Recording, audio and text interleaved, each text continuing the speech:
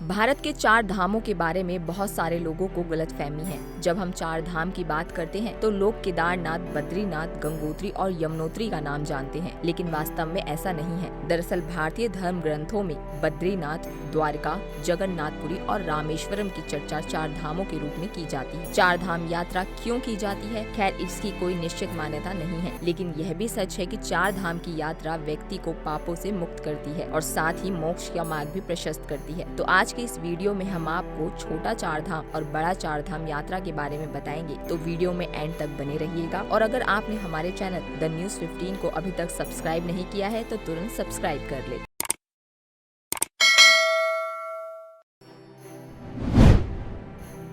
बद्रीनाथ धाम में ही केदारनाथ यानी कि शिव ज्योतिर्लिंग, यमुनोत्री यमुना का उद्गम स्थल एवं गंगोत्री यानी कि गंगा का उद्गम स्थल शामिल है। इसकी यात्रा को छोटा चार धाम यात्रा कहते हैं। बद्रीनाथ में तीर्थ यात्रियों की अधिक संख्या और इसके उत्तर भारत में होने के कारण यहाँ के वासी इसी यात्रा को ज्यादा महत्व देते हैं और इसीलिए इसे छोटा चार धाम भी कहा जाता है। हिंदू मान्यता के अनुसार धार्मिक ग्रंथों में चार धाम यात्रा को शुभ माना गया है। चार धाम की यात्रा करने से व्यक्ति को हर तरह के पापों से मुक्ति मिल जाती है और व्यक्ति को जीवन मरण के बंधन से मुक्ति मिलती है। चार धाम भी दो हैं, पहले छोटा चार धाम और दूसरे बड़े चार धाम, जिसमें बद्रीनाथ, जगन्नाथ, रामेश्वरम और द्वारका धाम शामिल है।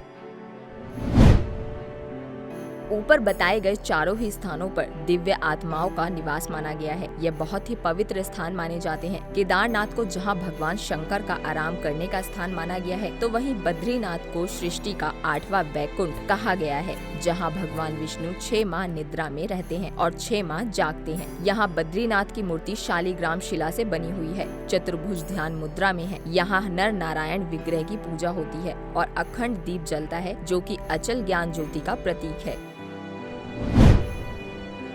विष्णु भगवान के 24 अवतारों में से एक नर और नारायण ऋषि की यह तपोभूमि है। उनके तप से प्रसन्न होकर केदारनाथ में शिव प्रकट हुए थे। दूसरी ओर बद्रीनाथ धाम है, जहां भगवान विष्णु विश्राम करते हैं। कहते हैं कि सतयुग में बद्रीनाथ धाम की स्थापना नारायण ने की थी। भगवान केदारेश्वर ज्योतिर्लिंग के दर्शन के बाद बद्री क्षेत्र में भगवान नर नारायण का दर्शन करने से मनुष्य के सारे पाप नष्ट हो जाते हैं और उसे जीवन मुक्ति भी प्राप्त हो जाती है। इसी आशय का शिव पुराण के कोटि रुद्र संहिता में भी व्यक्त किया गया है।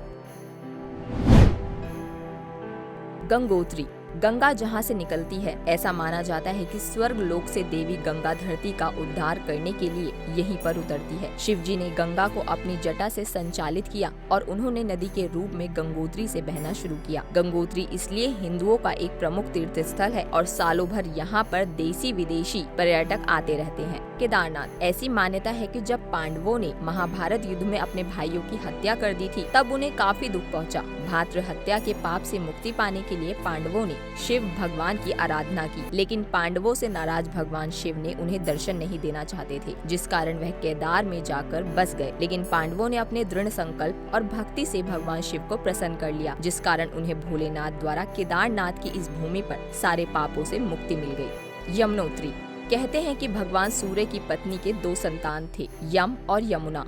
यमुना नदी के रूप में पृथ्वी पर बहने लगी तथा यमराज को मृत्यु लोक मिला। मान्यता है कि यमुना ने अपने भाई यमराज से भाई दूज के मौके पर वरदान मांगा कि जो भी व्यक्ति भाई दूज के दिन यमुना में स्नान करे तो उसे यमलोक ना जाना पड़े। इसलिए ऐसा माना जाता है कि जो भी कोई यमुना की पवित्र निर्मल जलधारा में स्नान करता है, वह अकाल मृत्यु के भय से मुक्त होकर मोक्ष को प्राप्त करता है।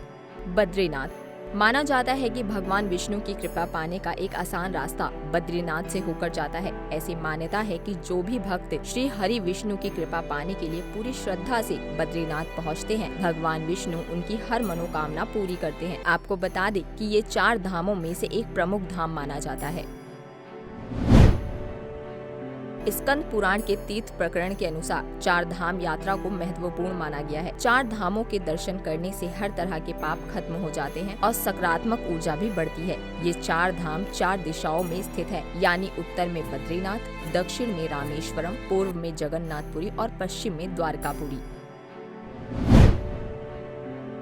बद्रीनाथ धाम, ये तीर्थ बद्रीनाथ के रूप में भगवान विष्णु को समर्पित है। ये अलकनंदा नदी के किनारे बसा है। माना जाता है कि इसकी स्थापना मर्यादा पुरुषोत्तम श्री राम ने की थी। इस मंदिर में नर नारायण की पूजा होती है और अखंड दीप जलता है, जो कि अचल ज्ञान ज्योति का प्रतीक है। यहाँ पर श्रद्धालु तप्त कुंड में स्नान करते हैं। यहाँ पर वन तुलसी की माला, चने की कच्ची दाल, गिरी का गोला और मिश्री आदि का प्रसाद चढ़ाया जाता है। बद्रीनाथ मंदिर के कपाट अप्रैल के आखिरी या मई के शुरुआती दिनों में दर्शन के लिए खोल दिए जाते हैं। लगभग 6 महीने तक पूजा के बाद नवंबर के दूसरे सप्ताह में मंदिर के पट फिर से बंद कर दिए जाते हैं। रामेश्वरम धाम।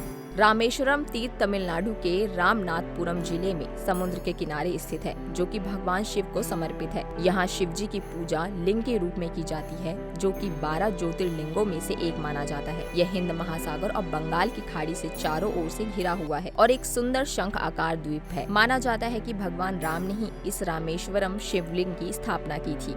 जगन्नाथपुरी धाम।